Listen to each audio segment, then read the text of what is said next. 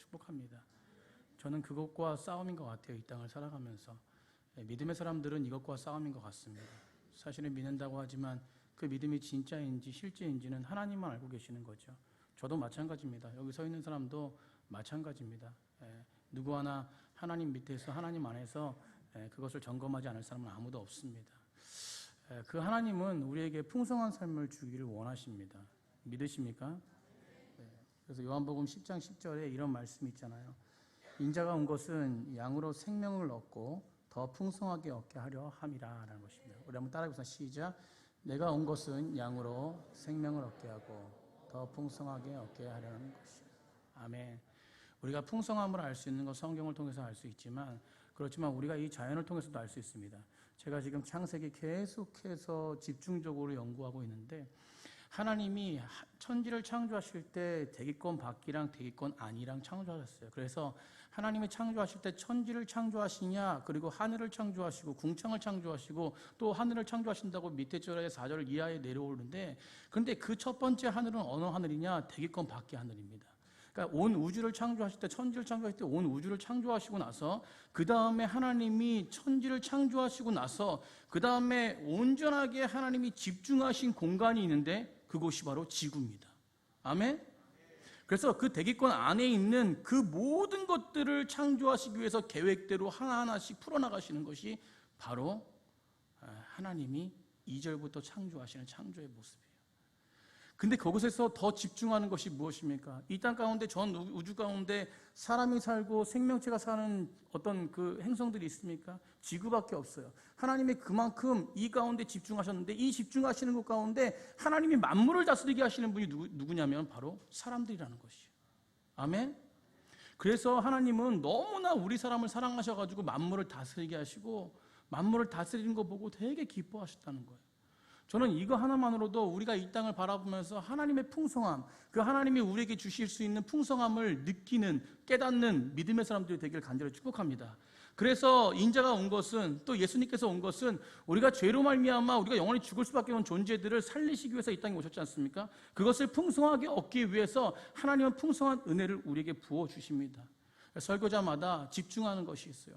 저도 마찬가지입니다. 저도 항상 말씀을 전하지만 동일하게 말씀을 선포하는 것이 있습니다. 그것은 본질이에요. 우리는 예수님 믿을 때에 두 가지 삶의 변화가 일어납니다. 저는 이것을 이야기를 복음의 이야기를 계속하는 것이죠. 왜냐하면 이것이 본질이에요. 성경에 우리는 예수님 믿으면 두 가지 변화가 일어나는데, 첫 번째 변화는 무엇입니까? 우리 안에 생명이 있는 것이에요. 아멘. 여기 모이신 분들은 다 모두가 주님 안에 생명이 있는 줄 믿습니다. 그 생명 가운데 완전한 자만이 우리는 이 땅 가운데 참 자유함을 누릴 수 있는 것이에요. 그 생명이 실제가 되는 사람들은 두 번째 변화가 무엇이냐면 그 생명을 통해서 하나님이 우리에게 주신 풍성한 삶을 누린다는 것입니다. 아멘. 그것이 삶의 경험이 되어지는 것이에요. 즉, 두 번째는 삶의 변화예요. 우리가 예수님을 믿는다고 생명이 있다고 하지만 우리 두 번째가 잘 안 될 때가 있습니다. 그러나 이것을 야고보 사도는 행함 있는 믿음이라고 그래요. 너희들 행함 있는 믿음이 있어야 된다는 거예요. 저도 마찬가지입니다. 저도 생명이 있음을 믿습니다. 그런데 제가 숙제가 뭐냐면, 계속해서 평생의 숙제가 뭐냐면, 저도 이 생명이 나를 통해서 풍성함이 드러나느냐는 것이에요. 사랑성도님들, 우리는 생명을 가진 자로서 이미 예수님 믿을 때 우리는 생명을 얻어졌습니다.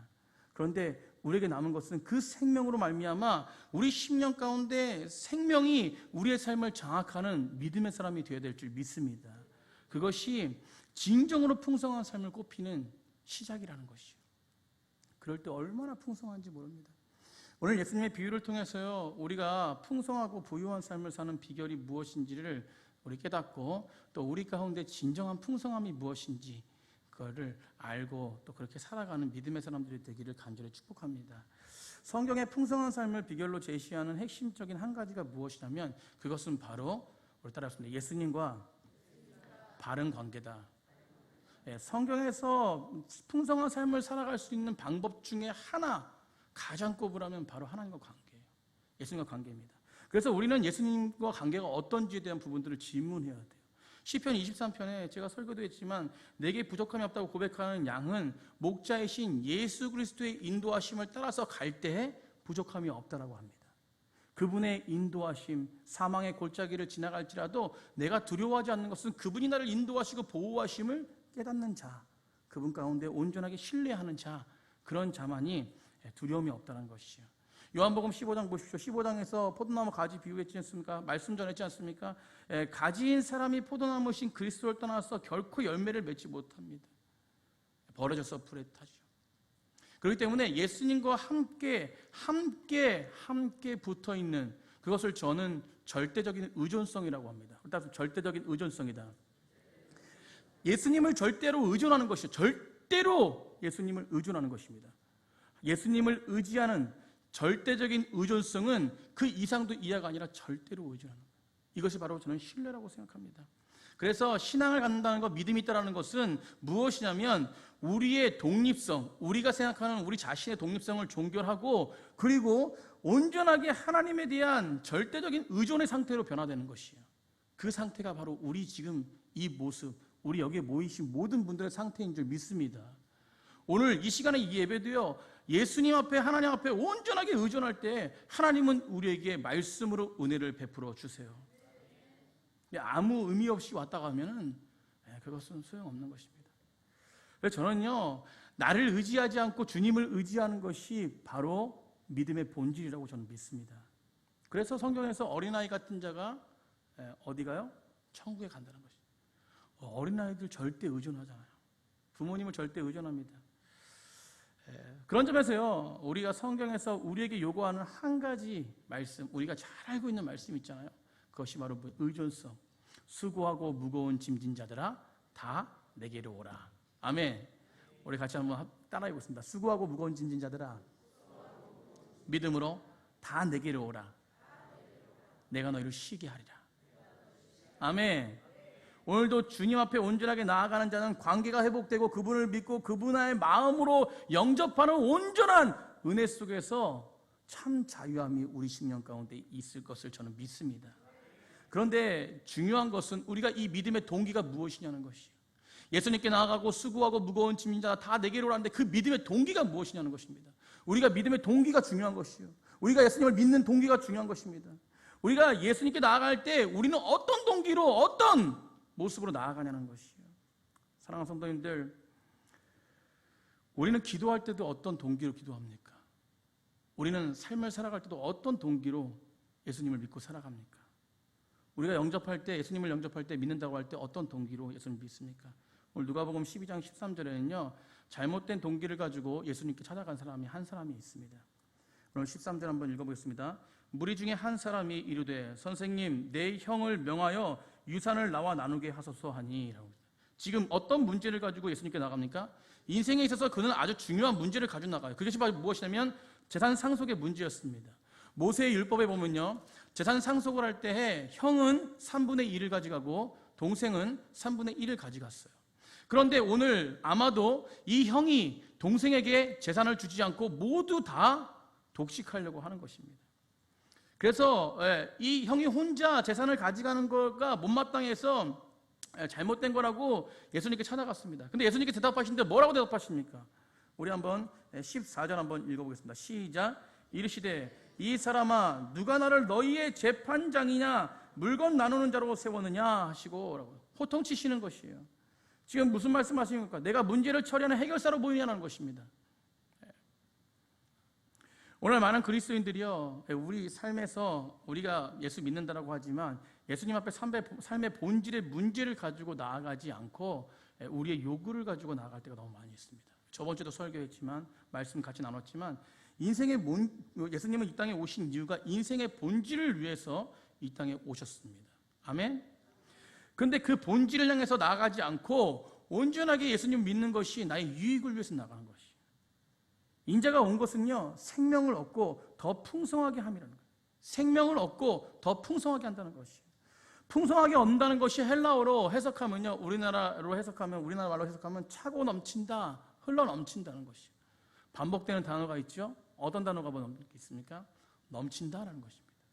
우리 교회명이 어떤 명입니까? 이름이 넘치는. 하여튼 교회 이름 너무나 잘 주님이 주셨어요. 넘치는 교회. 그런데 이 넘치게 하는 그런데 우리가 교회도 마찬가지입니다. 어떤 것으로 넘쳐야 되는 것이에요? 우리는 이것을 물어봐야 돼요. 우리의 삶에도 마찬가지입니다. 무엇이 차고 넘치고 무엇이 풍성하게 우리의 삶을 채워지는가? 그래서 그것을 통해서 우리는 어떤 행복을 얻는가라는 것을 우리는 우리 10년 가운데 질문을 던져야 됩니다. 많은 사람들이요, 성공에 흘러 넘치는 삶을 위해서 예수님께 달려가는 모습이 많습니다. 예수님 믿는다라고 하지만 내 안에 있는 욕망과 내 안에 있는 삶의 좀 유익함을 위해서 달려갈 때가 너무 많다라는 것이에요. 그리고 마태복음 7장에 보면은 구하라 그리하면 주실 것이요 찾으라 찾을 것이요 두드리라 열릴 것이라는 말씀으로 뜨겁게 기도하면서 하나님 열어주세요라고 기도합니다. 물론 예수님이 주시고자 하는 것은요, 풍성한 삶의 물질적인 것도 환경적인 것도 하나님이 열어주심을 믿습니다. 그러나 이것은 보너스라는 거예요. 뭐라고요? 보너스라는 것입니다. 본질적인 부분을 해결하기 위한 보너스입니다. 제가 계속해서 말씀 전할 때 이 모습들이 계속 나오지만 이 고백들이 계속 나옵니다. 우리는요, 보너스예요. 주시는 것은 보너스예요. 풍성한 삶, 풍성한 은혜, 환경적인 해결, 이런 것들은 우리에게 주시는 보너스라는 것이에요. 잠언 10장 22절을 보면요, 진짜 복이 무엇인가 나옵니다. 여호와께서 복을 주심으로 사람으로 부하게 하시고 근심을 겸하여 주지 아니하시나. 뭘 겸하여 주지 않는데요? 근심을 경험하여 주지 않는데요. 예수님은요, 인생의 여정에서 부가 필요로 느껴지지 않는 사람이 없습니다. 저도 부가 필요하고 제 통장이 좀 채워졌으면 좋겠어요. 속으로는.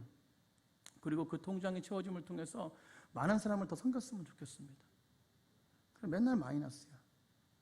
성경에 빚지지 말라 그러는데 마이너스 인생입니다. 그럼에도 우리가 그것에 집중한다면 우리의 삶은 어떻습니까? 피폐해질 수밖에 없어요.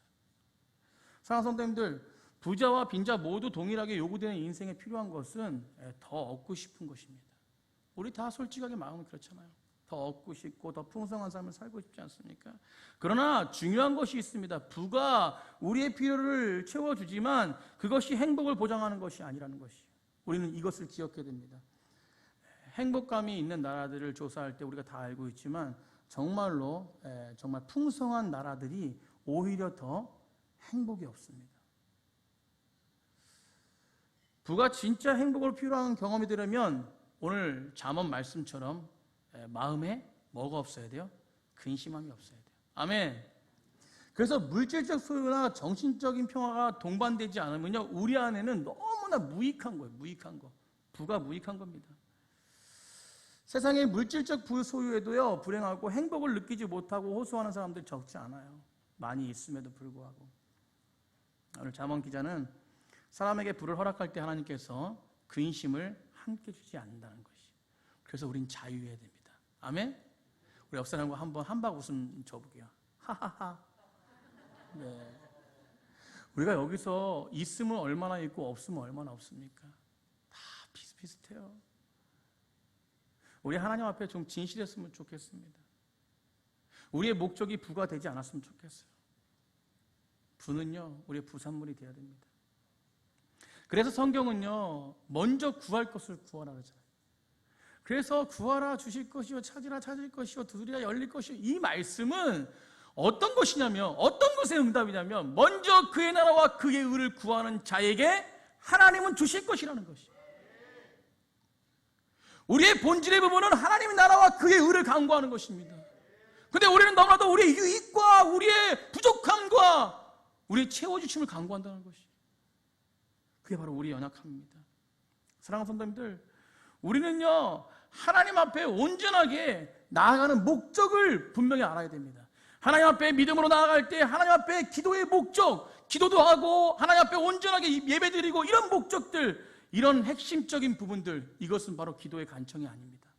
이것은 바로 하나님께서 뭘 주실 것인가에 대한 부분이 아닙니다. 뭘 받을까에 대한 부분이 아니라는 것이. 기도의 핵심은 무엇입니까? 바로 하나님과 온전하게 사귀는 것이요. 참 안식을 누리는 것입니다. 저는요, 창세기에서 요즘에 이제 창세기 다시 연구하면서 같이 목사님 나누면서 한 가지 정말 제가 단어를 바꿔야 되겠다는 것은, 하나님이 이 땅을 창조하시고 사람을 창조하셨는데 창조하신 것보다, 이 말보다, 이 문구보다 하나님이 이 땅 가운데 사람을 낳으셨다는 거죠. 아멘? 우리 생각해보면 낳으셨다. 하나님이 나를 낳으신 거예요. 아멘? 그런 사람, 그런 믿음으로만이 참된 안식이 있는 것이죠. 왜냐하면 하나님은 우리를 자녀의 관계로 이끄십니다. 그냥 신이기 때문에 나 창조했어 라고 하지 않으세요. 어떤 말, 하나님이 우리를 창조하실 때 하나님이 우리를 낳으셨는데 그 말씀과 동일하게 예수님을 이 땅에 보내실 때 그 문구와 동일한 문구예요. 그러면 어떤 부분이냐면 예수님을 이 땅에 보내주실 때에 하나님은 자녀를 보내는 마음으로 이 땅 가운데 예수님을 보내셨습니다. 동일하게 우리를 창조하실 때에 우리를 자녀로 낳으신 모습이라는 거예요. 우리가 자녀가 자랄 때 어떠세요? 기분이 다 키우셔가지고 지금 자녀가 자랄 때 너무 좋아요. 그 자녀 말고 우리 손자 손녀, 우리 교회가 그렇게 이렇게 이제 좀 이렇게 젊은 교회인데, 그죠? 젊은 교회잖아요, 그죠? 그런데 우리가 손자 손녀도 한번 생각해 보세요. 어떨 때 기쁩니까?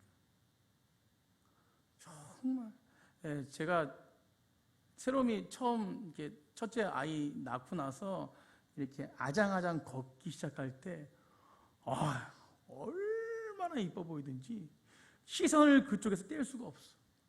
제가 과거에도 그런 말씀 드렸잖아요. 저희 아들이, 둘째 아들이 지금 학교에서 농구를 제일 잘한다고 선생님께 주목받고 있대요. 얼마나 잘하는지 모르겠어요. 그런데 형년들과 농구할 때 사실은 그 아이가 농구하는 모습, 혹여라도 골 한 골 넣으면은 굉장히 제 마음 가운데 흐뭇합니다. 하나님이 우리를 낳았다는 것은 우리를 이 땅 가운데 보내주시고 우리와 온전하게 사귀기 위해서, 우리가 온전하게 안식을 누리기 위해서 하나님은 우리를 낳으신 것이에요. 아멘? 그래서 우리는요, 기도하는 것은 하나님과 온전하게 사귐, 하나님과 온전하게 만남을 갖는 것이요, 하나님의 자녀로서 온전하게 나아가는 것입니다. 그래서 우리는 기도를 통해서요, 최고의 것은 하나님의 손으로부터 오는 세상적인 부유함이 아니라 하나님 자신이 우리 심령 가운데 함께하는 것입니다. 아멘? 자녀가요, 아무리 사춘기를 지나고 아무리 자녀와 소통이 안 돼도 자녀가 가장 좋아하는 건 제가 보니까 부모님과 함께 있는 거예요. 믿으십니까? 믿으십니까?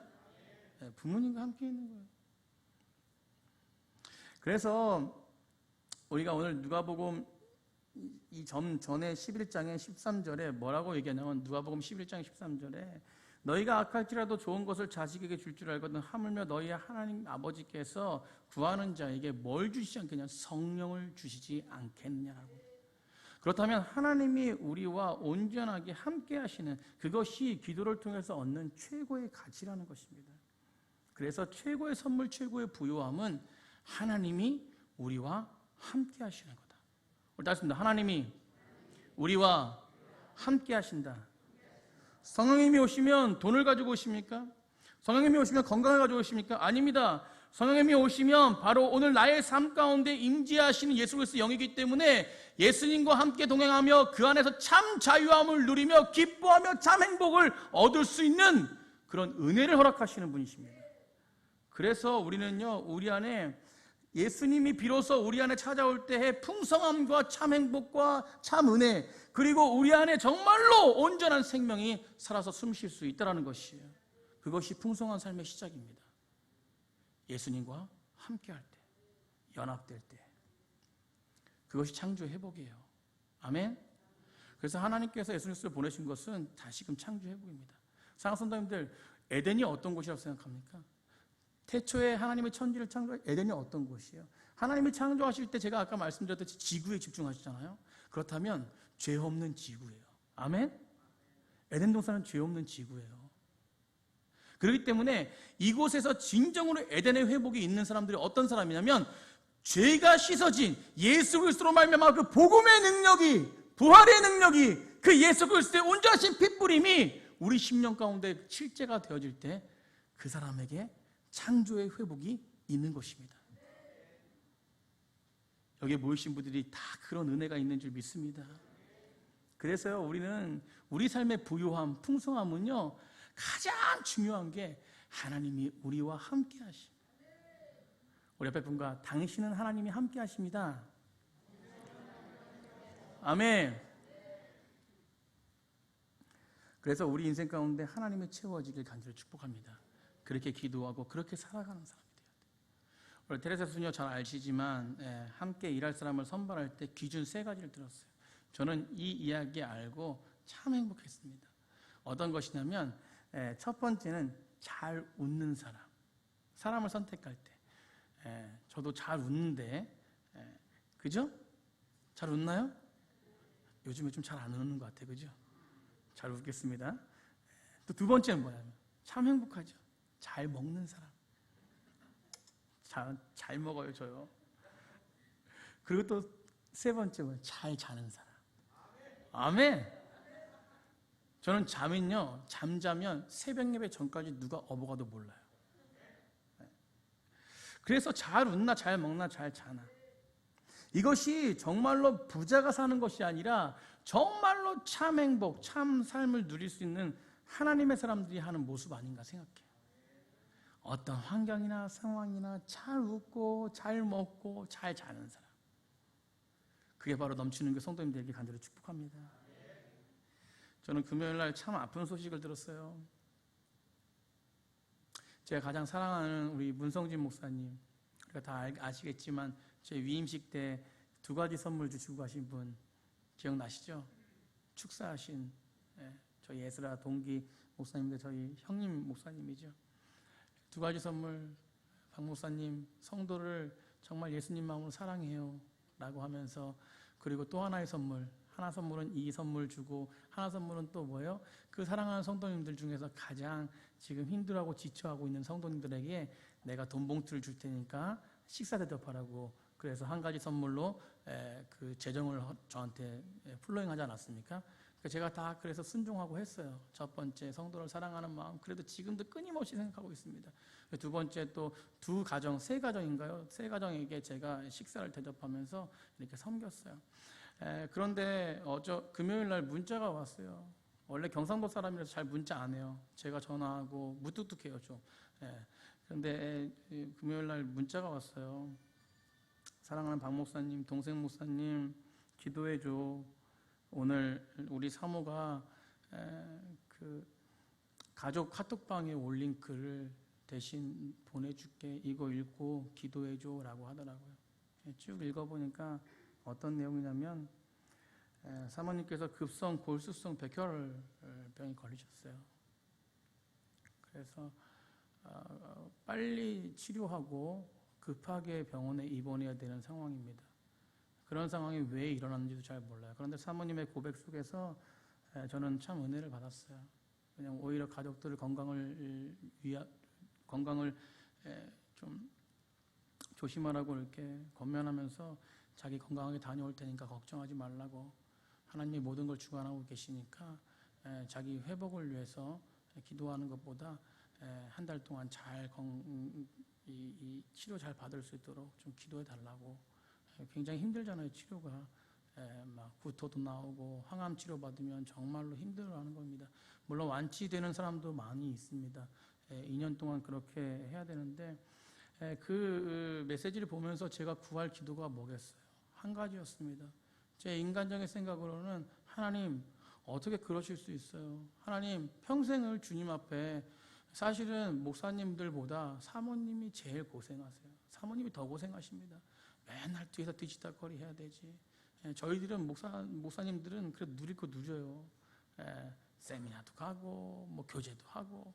사모님은요 맨날 평생을 일하시고 평생을 본인 어떤 유익을 위해 살지 못하고.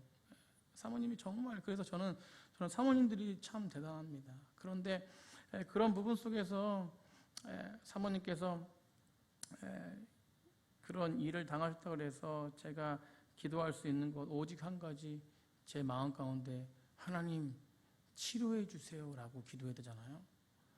그런데 금요일날 기도하는데 눈물이 너무 나오는데, 하나님 물론 치료해 주세요 라는 기도를 하고 싶은데 그게 아니라 오늘 말씀 준비하면서 생각났던, 하나님 사모님에게 늘 웃는 얼굴 허락해 주세요. 하나님, 식사 잘 할 수 있도록, 주님 잘 먹을 수 있도록 은혜 주세요. 하나님, 정말 잘 치료하는 동안 잘 잘 수 있도록 참 잠을 허락해 주세요. 그리고 마지막에 평안을 주십시오, 주님. 평안을 주십시오, 주님. 그러는데 너무나 제 마음 가운데 사실은 치료받은 것보다 더 깊은 마음이 제 마음 가운데 거했어요. 사랑하는 성도님들, 우리가 기도할 때요, 우리의 유익을 기도하는 것이 아닙니다. 하나님이 원하시는 뜻대로 하나님의 나라를 위해서 기도하는 것이에요. 오히려 그렇게 기도하다 보면요, 내 영혼이 더 깊은 은혜 가운데 거하게 되는 시간이 되어집니다. 아멘. 그래서 마음의 성령이 임한 사람은 마음에 예수님을 모시고 사는 인생, 물질적으로나 가난하고 환경적으로나 힘들어도 늘 웃고 늘 감사하며 늘 평안함 가운데 온전하게 살아갈 수 있는 삶을 살아가는 백성들인 줄 믿습니다.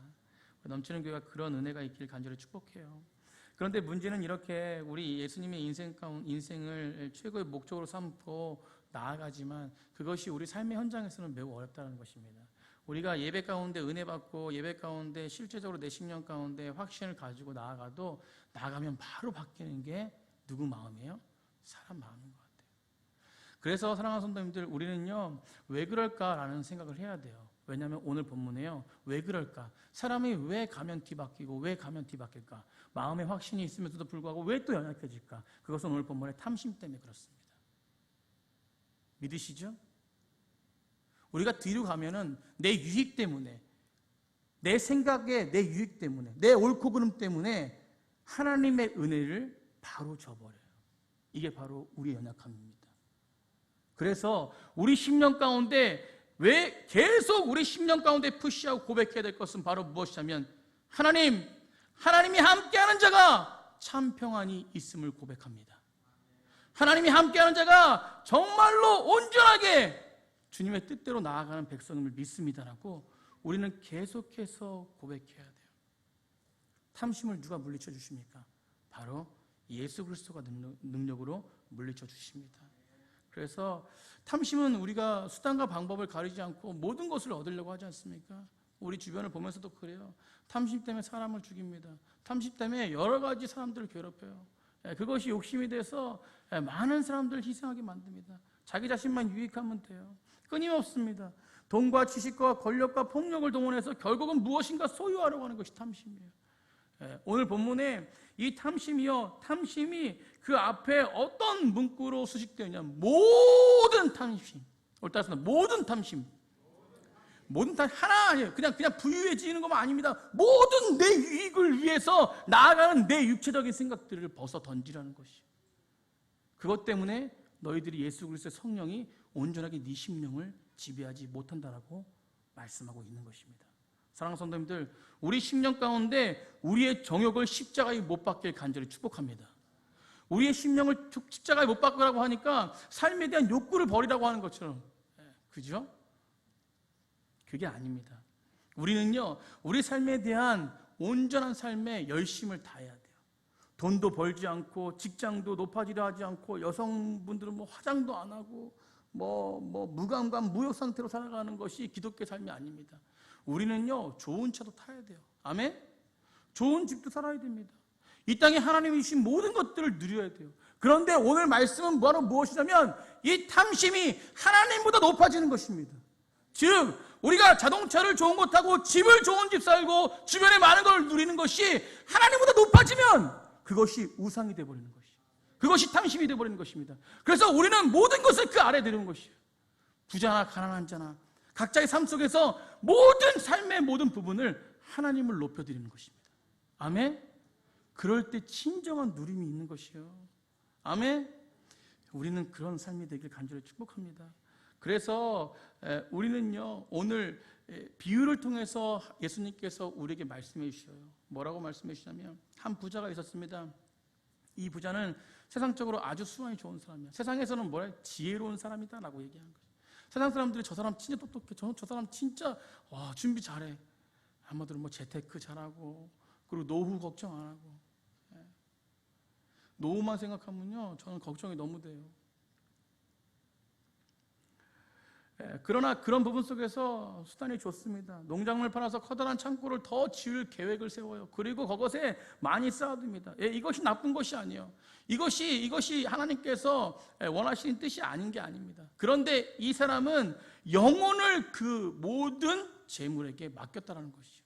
이것이 오늘 예수님께서 지적하고 계신 것입니다. 왜 어리석다라고 합니까? 그 어리석다라고 말한 것은 이 영혼을 그 모든 물질 앞에, 모든 재산 앞에 맡겼다는 것이죠.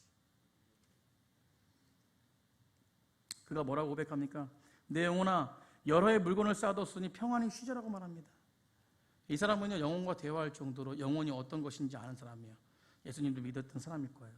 하나님의 존재를 믿으며 내세를 믿었던 사람일 것입니다.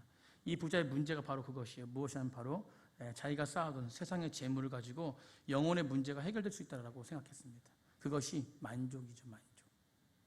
그것이 단 줄 알았다는 것이. 이 땅을 살아가면서 그 재물이 축적된 게 단 줄 알았다는 것입니다. 탐심이라는 것은요, 어떤 대상을 하나님만큼 내 인생에 소중하고 절대적 가치로 추앙하는 태도입니다. 하나님, 한마디로 하나님보다 높아지는 것이죠.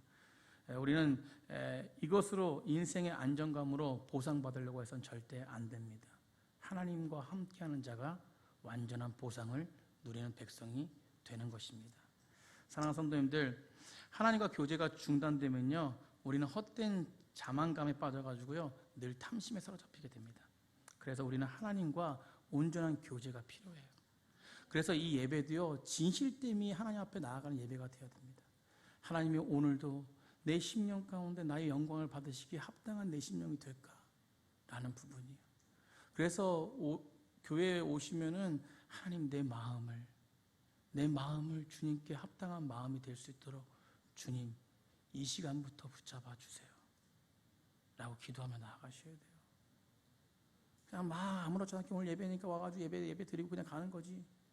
절대 은혜 없습니다. 절대 능력 없습니다. 지금은 비록 그냥 어떤 문구를 통해서 어떤 말을 통해서 그냥 은혜 받는다라고 하지만 나가면 바로 탐심이 작동합니다. 그래서 우리는요, 우리 내면을 잘 살펴봐야 돼요. 사랑하는 성도님들, 지금 없다고 불행하십니까? 늘 열등감에 사로잡혀 있나요? 그것은 당신 안에 있는 탐심 때문에 그렇습니다. 그 탐심을 죽이시길 바라요. 죽일 수 있는 일은 어떤 것입니까? 바로 하나님을 의지하는 것입니다. 하나님과 함께 교제하는 것이에요. 내 탐심을 죽이십시오. 그리고 고백해야 돼요. 하나님은 내 평생 그것을 제거해 주시지 않아도 저는 하나님, 저에게 주시지 않아도 저는 하나님 한 분으로 감사하고 기뻐하겠습니다라고 고백을 해야 돼요. 하나님 한 분으로 감사하고 기뻐하겠습니다. 하나님 한 분으로 만족하겠습니다. 헛된 만족이 아니라 하나님만으로 만족하는 인생이 되겠습니다라고 고백할 때에 우리 속의 탐심은 사라지게 되어 있어요. 우리 고백해 보겠습니다. 하나님만으로 만족하겠습니다. 다시 한번 보면 하나님만으로 만족하겠습니다. 아멘. 그래서 바로 오늘 본문에 통해서 풍성한 삶을 사는 비결은 바로 하나님을 의지하는 것이에요. 바로 하나님이 내 심령 가운데 온전하게 교제함을 통해서, 진정한 사귐을 통해서 하나님과 온전하게 창조 회복을 누리는, 그래서 나를 보시기에 기뻐하는, 하나님이 나를 보시기에 아이고 회복됐다, 아이고 회복됐다, 아이고 내 자녀, 이것이 바로 하나님이 주시는 부유함입니다. 사랑하는 성도님들, 하나님의 부유함을 따라가면 저는 믿습니다. 세상의 부유함도 당연히 따라올 것이요, 쓰고도 남을 은혜를 허락하실 것입니다. 우리는요, 그런 풍성함 속에서 절대 하나님을 포기해도 세상을 끝까지 붙잡는 자가 아니라, 하나님은 잃지 않고 세상을 잃어버릴 때에 그 결과에 대해서 주목했으면 좋겠어요. 하나님을 잃어버리고 세상을 붙잡는 자는 두 가지 다 잃어버려요. 그러나 하나님을 붙잡는 자는 두 가지 다 얻게 됩니다. 그런 믿음의 사람들이 되기를 간절히 축복합니다. 말씀의 결론을 내리려고 그래요. 부유한 삶의 핵심적인 비결은 모든 부유함이 하나님께로 온다는 것을 믿는 사람들입니다. 그 믿음으로 나아가는 사람들은 이 모든 것을 축적하는 것이 아니라 흘러나가는 것이. 아멘. 우리가 코로나로 어렵지 않습니까? 어려울 때일수록 더욱더 하나님 마음을 품는 자들은요, 그게 어떤 재정의 그냥 크고 작음이 문제가 아닙니다. 우리 재정을 통해서 어려운 자들을 위해서 흘러넘어가는 거예요. 요즘에요, 월세 못 내시는 우리 개척교회 목사님들 많아요. 우리 갈보리교회 선교사님, 제가 재정 한 달에 조금씩 이렇게 모아서 드리는데, 그래도 부끄러워요, 사실 드리는 게. 그런데도 너무나 매번 문자마다 감사합니다, 목사님. 내가 정말 우리 갈보리 교회가 넘치는 교회, 형제 교회에 있어서 너무나 행복합니다. 적은 물질 드리는데도 그렇게 행복감을 가지고 있어요.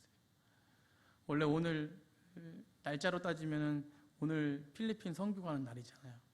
원래 이번 주가 이제 오늘이 떠나는 날이거든요. 우리 학생들, 청년들 얼마나 많이 그날을 기억할지 몰라요. 지금 아마 어려운 가운데 있습니다. 코로나로 인해 가지고 우리가 위로하지 못하고 그 가운데 위로하지 못하지만 하나님의 은혜가 그곳에 임할 줄 믿습니다. 그래서 우리는 해야 될 게 바로 무엇이냐면, 사랑하는 성도님들, 저희 교회도 재정적으로 넉넉하지 않아요. 그러나 저는 선포하고 싶습니다.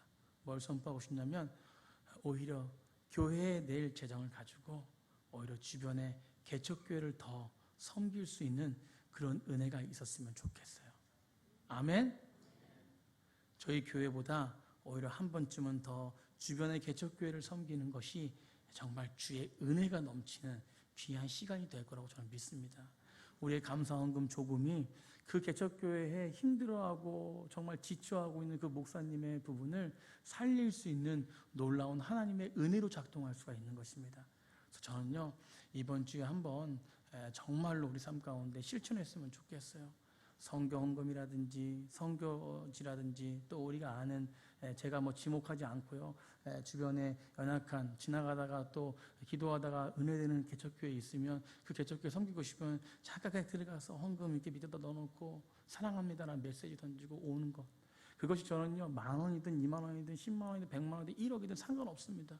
그것이 재정적인 어떤 높고 낮음에 상관이 없어요. 그것은요, 모든 게 다 하나님의 은혜로 끝날 수밖에 없어요. 아멘? 그런 은혜가 우리 넘치는 교회 가운데 있길 간절히 축복합니다. 저는 그렇게 될 때요, 우리 넘치는 교회도 하나님께서 더 풍성한 은혜로 부어주실 거라고 믿습니다. 그렇게 일하시는 분이 하나님이에요. 그래서 하나님의 원리는요, 우리의 부유함보다도 오히려 많은 사람들의 부유함을 허락되는 그런 삶 가운데 하나님은 더 큰 은혜를 부어주세요. 그래서 넘치는 교회는요, 어렵지만 그럼에도 불구하고 더 나누는 백성들이 되어지기를 간절히 축복합니다. 우리가 물질의 노예가 되지 말고 과감하게 물질을 다루시는 귀한 백성들이 되기를 축복해요. 그래서 오늘 정말로 하늘 창고가 아니라, 세상 창고가 아니라 하늘 창고에 온전하게 나의 모든 부분을 쌓아두는, 그래서 하나님께 온전하게 인정받아 세상의 창고에 썩어질 것을 쌓아두지 않고 어리석은 부자가 되지 않고 하늘 창고에 쌓아둔 지혜로운 사람들이 되기를 간절히 축복합니다. 그래서 풍성한 삶을 사는 비결은 이 땅 거를 붙잡는 자가 아니라 하나님을 붙드는 자인 줄 믿습니다. 우리 참 기도하겠습니다.